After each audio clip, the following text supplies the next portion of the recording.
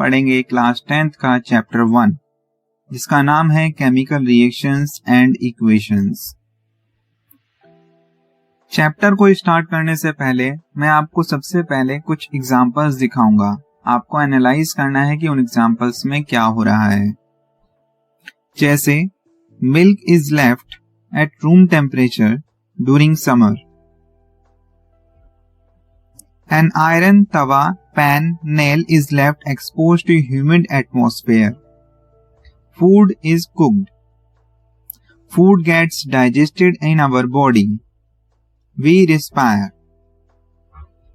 इन सभी एग्जाम्पल्स में आप सोचिए कि एक चीज कॉमन है जिसको हम बोलते हैं चेंज। जैसे whenever milk is left at room temperature, then जो मिल्क है वो कन्वर्ट हो जाएगा दही के अंदर। इस एग्जाम्पल में जो नेल्स हैं उन पर जंग लग रही है। फूड इज कुक्ड यानी कि फूड की जो प्रॉपर्टी है वो चेंज हो रही है। Food gets digested in our body यानी कि फूड खाने से पहले जो उसकी प्रॉपर्टीज थी वो खाने के बाद वो चेंज हो रही हैं। इसी तरीके से जब हम सांस अंदर लेते हैं तो उसकी कोई एक अलग प्रॉपर्टी होती है मॉलिक्यूलर लेवल पर, और जब सांस छोड़ते हैं तो वो उसी गैस की जो प्रॉपर्टीज हैं वो चेंज हो जाती हैं। जैसे कि हम कहेंगे कि जब हम सांस लेते हैं तो हम उसे ऑक्सीजन बोलते हैं और जब सांस छोड़ते हैं तो उसे हम कार्बन डाइऑक्साइड गैस कहते हैं। इन सभी एग्जाम्पल्स में एक चीज कॉमन है जिसे हम बोलते हैं चेंज, यानी कि कोई एक चीज दूसरी चीज में बदल रही है, चेंज।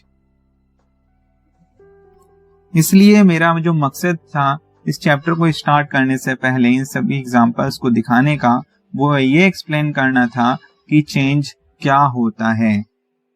जैसा कि आपको पता होगा छोटी क्लासेस में हम चेंज के बारे में पढ़ चुके हैं कि चेंज आखिरकार होता क्या है, तो इसलिए यहाँ पर और थोड़ा सा और डिस्कशन कर लें कि the nature and the identity of initial substance have somewhat change, यानी कि जो नेचर है या कोई भी आइडेंटिटी यहाँ पर जो मौजूद है हमारे चारों तरफ वो पहले के कंपेरेटिवली अब वो बदल चुकी है, वो चेंज हो चुकी है और वो कॉन्टिन्यूसली चेंज होती है। आप जरा एनालाइज करिए, वीडियो पॉज करके अपने चारों तरफ देखिए, उसे पहले के टाइम से कंपेयर कीजिए कि उसमें क्या चेंज आया है। ऑब्वियसली कुछ ना कुछ चेंज हर किसी चीज में आया होगा। खैर ये तो रहे एग्जाम्पल्स, लेकिन चेंज होता क्या है? What is change? चेंज का मतलब होता है कि किसी भी चीज का एक फॉर्म से दूसरी फॉर्म में बदल जाना, यानी कि go one form to another form. कोई एक चीज एक फॉर्म में है और वो दूसरी फॉर्म में बदल जाए तो हम उसे बोलेंगे कि इसमें चेंज हो गया। चेंज दो तरीके के होते हैं, फिजिकल चेंज और केमिकल चेंज। फिजिकल चेंज और केमिकल चेंज। फिजिकल चेंज क्या होता है यहाँ पर देखेंगे। फिजिकल चेंज में किसी भी ऑब्जेक्ट की अगर शेप में चेंज आ रहा है तो हम बोलेंगे एक फिजिकल चेंज है। यहाँ पर कोई भी मॉलिक्यूलर लेवल पर उसकी प्रॉपर्टीज चेंज नहीं हुई, बल्कि उसमें किसी एक शेप में चेंज आ गया है, उसके जो डिजाइन था उसमें चेंज आ जाए तो हम बोलेंगे फिजिकल चेंज है। जैसे कि यहाँ पर हम देख रहे हैं कि मिट्टी का डिजाइन चेंज हो रहा है। वो पहले किसी भी तरीके का डिजाइन का हो सकती है मिट्टी, और अब वो एक बर्तन में कन्वर्ट हो रही है। इसी तरीके से कोई भी एक ऑब्जेक्ट ले लेते हैं, जैसे बैलून। यहाँ पे मैंने आपको दिखा रखा है एक्सप्लेन करने के लिए कि बैलून में जो है वो एयर भरी हुई है और कुछ समय के बाद मान लो उसमें से एयर निकल वो चेंज हो जाएगा, उसका जो साइज है वो चेंज हो जाएगा, तो हम इसे बोलेंगे एक फिजिकल चेंज है। यहाँ पर बैलून की प्रॉपर्टीज में कोई चेंज नहीं आया है, मॉलिक्यूलर लेवल पे कोई चेंज नहीं आया है। लेकिन हमारा जो ये चैप्टर है फिजिकल चेंजेस को हम पहले ही पढ़ चुके हैं, जैसे कि पहले अपनी छोटी क्लासेस में पढ़ चुके हैं।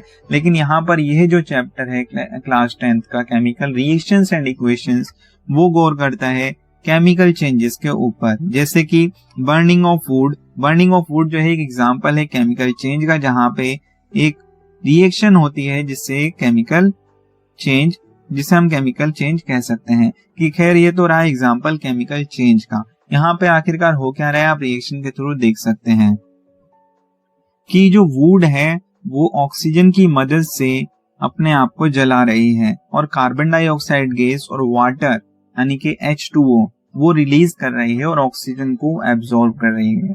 आप यहाँ पर एक्सपेरिमेंट अपनी पिछली क्लास का याद कर सकते हैं कि एक मोमबत्ती जो कैंडल है वो उसके ऊपर जब हम कोई एक चीज ढक देते हैं, कोई बर्तन ढक देते हैं या कोई बीकर ढक देते हैं, तो वो मोमबत्ती बुझ जाती है क्योंकि उसका जो ऑक्सीजन से कांटेक्ट है वो खत्म हो जाता है। इसलिए हम कहेंगे कि जो बर्निंग है एक केमिकल रिएक्शन है जिसमें ऑक्सीजन के साथ वो जो बर्निंग है ऑक्सीजन वहां पर लगती है, ऑक्सीजन एक मॉलिक्यूल है और फिर उसके बाद ऑक्सीजन से वो गैस कार्बन डाइऑक्साइड गैस की फॉर्म में बदल जाती है। ये एक केमिकल चेंज है क्योंकि यहाँ पर गैस की जो प्रॉपर्टीज है वो चेंज हो गई हैं। नेक्स्ट एग्जांपल लेते हैं हम। एग्जांपल्स की बात करें, केमिकल रिएक्शंस के एग्जांपल्स की बात कर रहे हैं। सॉरिंग ऑफ मिल्क, यानी कि वही पहला एग्जांपल की जो मिल्क है उसकी प्रॉपर्टीज में चेंज आ जाना। मिल्क जो है कर्ड में चेंज बदल जा रहा है तो हम बोलेंगे ये सॉरिंग ऑफ मिल्क है। मिल्क का खराब हो जाना ये भी एक केमिकल चेंज है क्योंकि मिल्क की प्रॉपर्टीज में चेंज आ गया है। नेक्स्ट एग्जांपल लेंगे जैसे कि डाइजेस्टिंग ऑफ फूड। तो फूड जो होता है जब हम खाने से पहले जो फूड हमारे सामने होता है उसकी प्रॉपर्टीज अलग होती हैं, उनकी जो मॉलिक्यूलर लेवल पे जो उसकी प्रॉपर्टीज हैं वो अलग हैं, लेकिन जब हम खा लेते हैं खाना और वो स्टमक में चला जाता है तो वो धीरे धीरे करके ब्रेक डाउन होना शुरू होता है और उसके अंदर जितने भी एलिमेंट्स हैं, जितने भी मॉलिक्यूल्स हैं, प्रोटीन्स अलग हो जाती हैं, विटामिन अलग हो जाती हैं और जो फूड है वो अपनी उस पहली वाली शेप में नहीं रह जाता है, वो उसकी जितनी अंदरूनी यानी कि इंटरनल प्रॉपर्टीज वो चेंज हो गई हैं। इसलिए इस चेंज को हम कहेंगे कि एक केमिकल चेंज हुआ है फूड के साथ जब उसका डाइजेशन हुआ।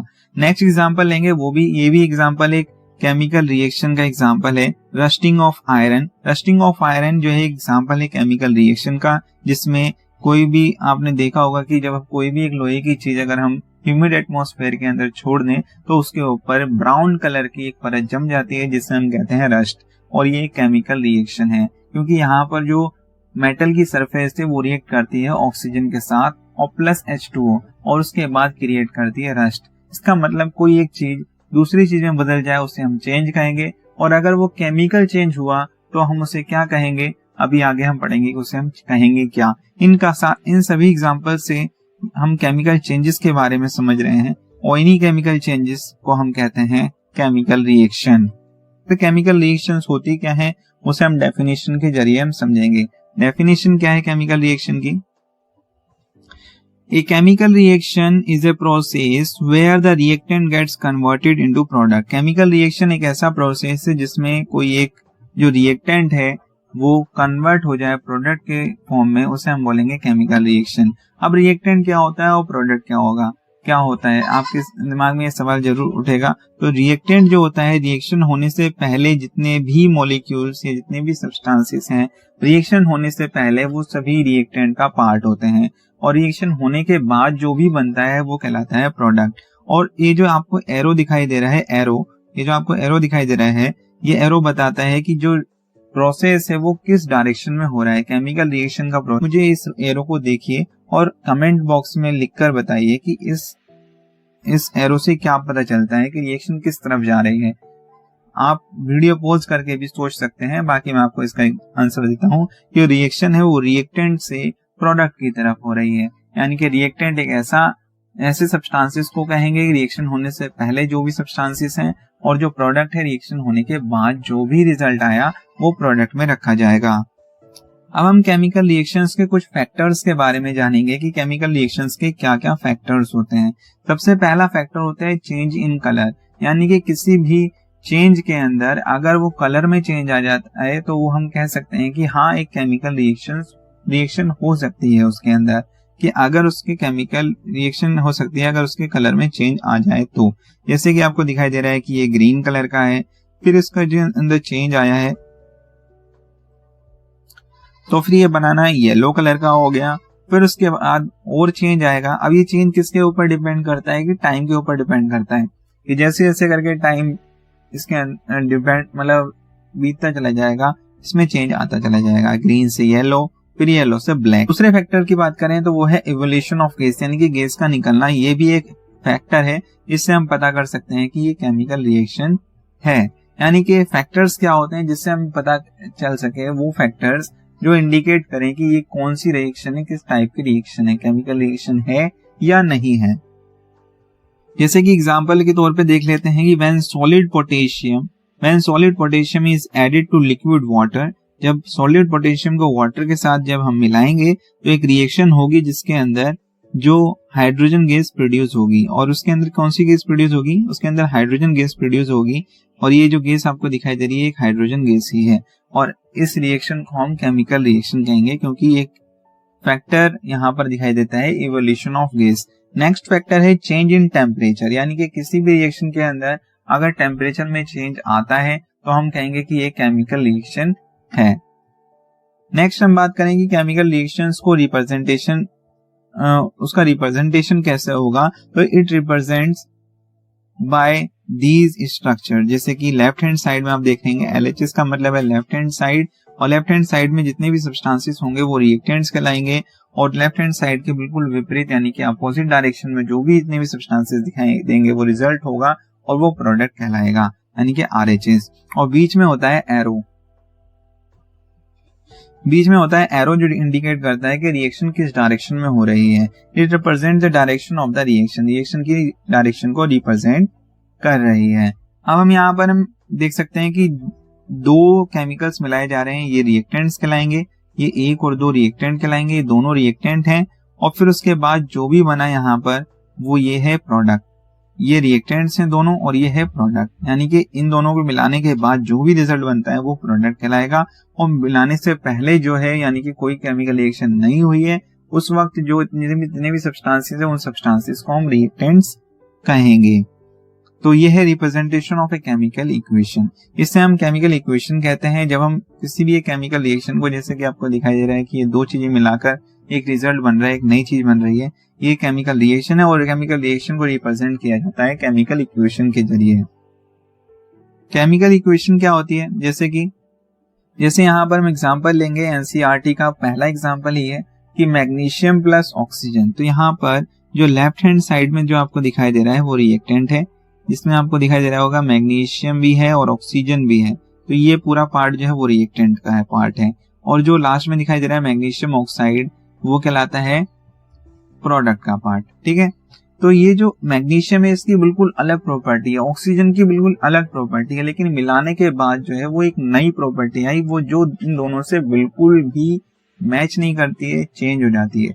तो केमिकल रिएक्शन इसे हम ऐसे भी रिप्रेजेंट कर सकते हैं कि after a chemical reaction the whole property of that product has been changed, यानी कि हर जो पूरी प्रॉपर्टी है एक मॉलिक्यूलर लेवल पर वो प्रॉपर्टीज चेंज हो जाएंगी। मैग्नीशियम उसकी अलग प्रॉपर्टी है, ऑक्सीजन बिल्कुल अलग प्रॉपर्टी है, लेकिन इन दोनों को प्रोडक्ट को मिलाने के बाद जो नई प्रॉपर्टी, नई प्रोडक्ट बना है वो बिल्कुल उसकी और अलग प्रॉपर्टी होगी, कोई मैचिंग नहीं होगी रिएक्टेंट के एलिमेंट्स के साथ।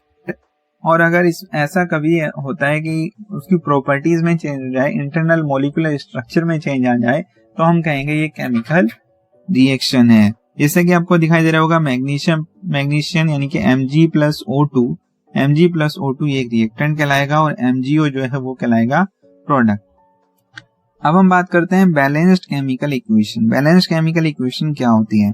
The number of atoms of each element remains the same before and after the chemical reaction, यानी कि रिएक्टेंट में जितने भी एलिमेंट्स हैं और उसके बाद जितने भी प्रोडक्ट में एलिमेंट्स होंगे उन सभी एलिमेंट्स के एटम्स अगर बराबर हैं यानी कि वो सेम है, तो हम कहेंगे रिएक्शन जो है बैलेंस्ड है।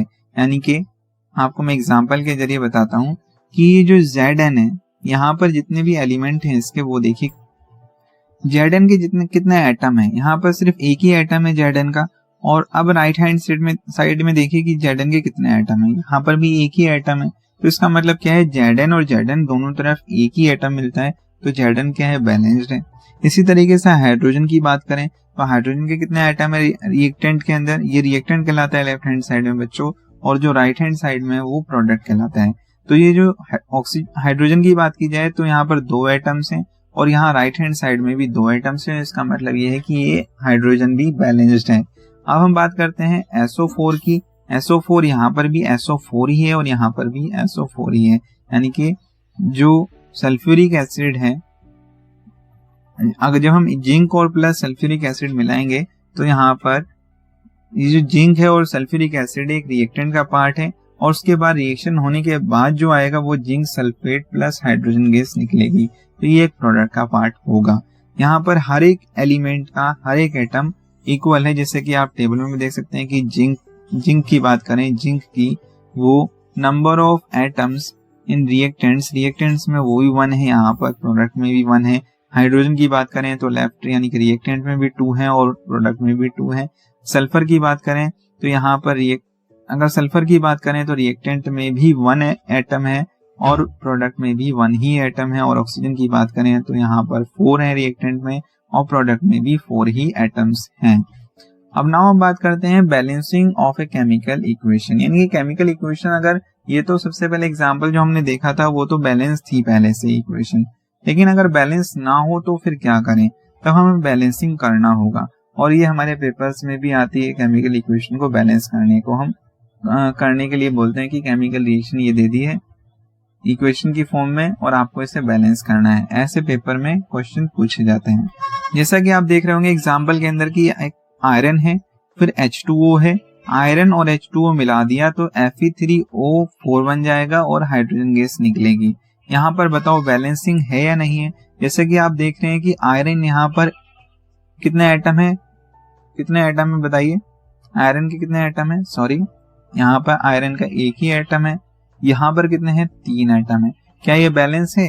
रिएक्टेंट में एक एटम आयरन को और प्रोडक्ट में 3, नहीं भैया ये दोनों इक्वल नहीं है, ये दोनों इक्वल नहीं है, इसका मतलब ये बैलेंस्ड नहीं है। वैसे एक ही से पता चल जाता है, आप सभी को भी देख सकते हैं कि सभी के साथ क्या हो रहा है। यहाँ पर हाइड्रोजन के 2 एटम है, यहाँ पर भी हाइड्रोजन के 2 एटम है, यहाँ पर ऑक्सीजन यानी कि हाइड्रोजन जो है वो बैलेंस है। लेकिन इक्वेशन का बैलेंस होना तब होगा जब हर एक एलिमेंट के जितने भी एटम्स रिएक्टेंट में होंगे और जितने भी एटम्स प्रोडक्ट में होंगे, हर एक एलिमेंट के वो इक्वल होने चाहिए, वो बराबर होने चाहिए।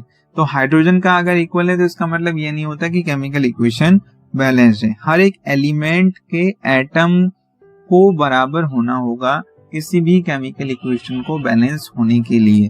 यहाँ जैसे कि हम देखेंगे ऑक्सीजन की बात करें तो यहाँ पर एक ही एटम है और यहाँ पर 4 एटम है, तो क्या ये रिएक्टेंट और प्रोडक्ट में इक्वल है? जी नहीं, इक्वल नहीं है, तो हम बोलेंगे ये केमिकल इक्वेशन बैलेंस्ड नहीं है। ठीक है, तो अब हम बैलेंस्ड नहीं है, केमिकल इक्वेशन बैलेंस नहीं है तो बैलेंस करना होगा। कैसे करेंगे हम स्टेप बाय स्टेप आपको बताएंगे। सबसे पहले कि बैलेंस होगा कैसे।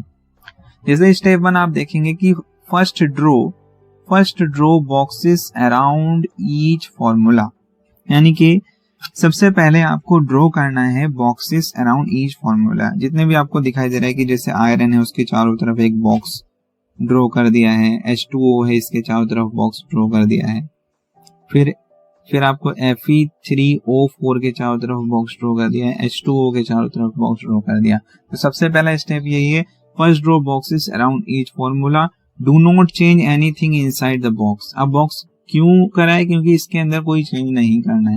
व्हाइल बैलेंसिंग द इक्वेशन, यानी कि इक्वेशन जब आप बैलेंस कर रहे हो तो बॉक्सेस के अंदर आपको कोई भी चेंज नहीं करना है। पहला स्टेप यही है कि सबसे पहले बॉक्सेस को आप ड्रॉ करें चारों तरफ हर एक फॉर्मूले के। अब वो फॉर्मूला क्या है? जैसे आयरन है, ये आयरन को रिप्रेजेंट करने का एक तरीका, एक कंपोजिट में कंपाउंड जो है H2O है, फिर Fe3O4 है उसके चारों तरफ कर दें, फिर H2 के चारों तरफ कर दें। अब स्टेप 2 की बात करें तो स्टेप 2 आपको बता देंगे, list the number of atoms of different elements present in the unbalanced equation. जितने भी नंबर ऑफ एटम्स हैं, list the number of atoms of different elements, यानी कि हर एक एलिमेंट्स के जितने भी नंबर ऑफ एटम्स है वो लिख लीजिए कि रिएक्टेंट में कितने हैं और प्रोडक्ट में कितने हैं। जैसे आयरन की बात की जाए तो आयरन के जो नंबर ऑफ एलिमेंट्स हैं, नंबर ऑफ एटम्स हैं रिएक्टेंट के अंदर वो 1 है और जो प्रोडक्ट है उसमें 3 है। आप देख सकते हैं यहाँ पे 1 है और यहाँ पर जो प्रोडक्ट में 3 है। इस तरीके से हाइड्रोजन की लिख लीजिए, हाइड्रोजन के 2 है, यहाँ पे भी 2 है। जैसे हमने देखा था हाइड्रोजन तो बैलेंस है। ऑक्सीजन की बात करें तो यहाँ पे 1 है रिएक्टेंट में और प्रोडक्ट में 4 है, तो ये जो है बैलेंस नहीं है। तो हमें बैलेंस करना किस किस को है? आयरन को और ऑक्सीजन को। अब हम बात करेंगे स्टेप 3 की।